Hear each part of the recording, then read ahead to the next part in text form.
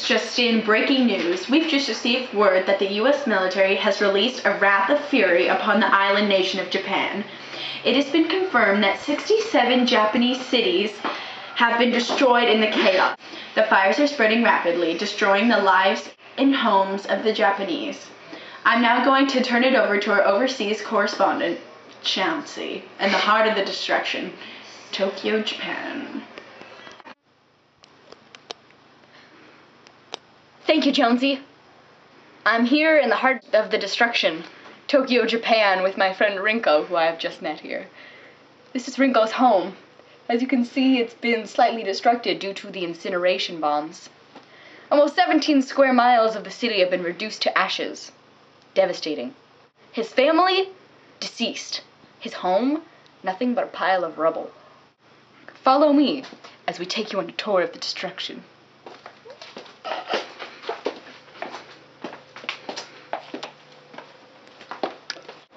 Tell me, Rinko, what was this experience like for you? It was terrible. You could be roasted alive before you knew it. The air felt like it was filled with sparks and raining fire. The winds were so strong you had no chance of defending your own home. Shocking.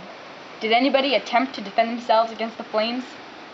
Yes, but all we had were useless pumps of water, and if you were lucky enough, you could throw a mat on the bombs, but with our useless tools, it was hopeless.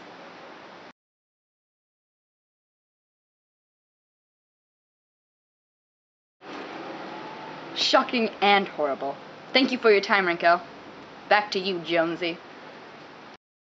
Thank you, Chauncey. For those of you who have just tuned in, the U.S. military has released firebombs, otherwise known as incineration bombs, on 67 Japanese cities. Incineration bombs are released with the intention of setting fire to surrounding territories and explode into raging fires. We now go live to reporter Ann for a background on the transpired events.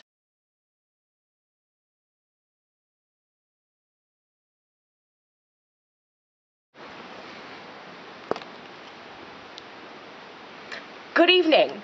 I'm reporter Ann with correspondent Chauncey. Now, motives behind the firebombing root from the U.S. seeking revenge after Pearl Harbor. The American government viewed Japan as a military threat and sought to eliminate the competition by means of incineration. Chauncey, what was the objective for the U.S.? Well, I'm glad you asked, reporter Ann. The objective was to turn the closely packed and wooden homes typical to Japanese cities into raging infernos. Ultimately, into the most destructive of all weapons, the firestorm. The lead attackers arrived over the city just after dark and were followed by a procession of death that lasted until dawn. Bombs were mainly targeted in areas of production, like factories. That's all for here in Japan. Back to you in the studio, Jonesy. Thank you, reporter Ann and correspondent Chauncey. A victorious win for the U.S., a devastating blow for the Japanese. Thank you for tuning in. This is KWR 183 News. Thank you, and farewell.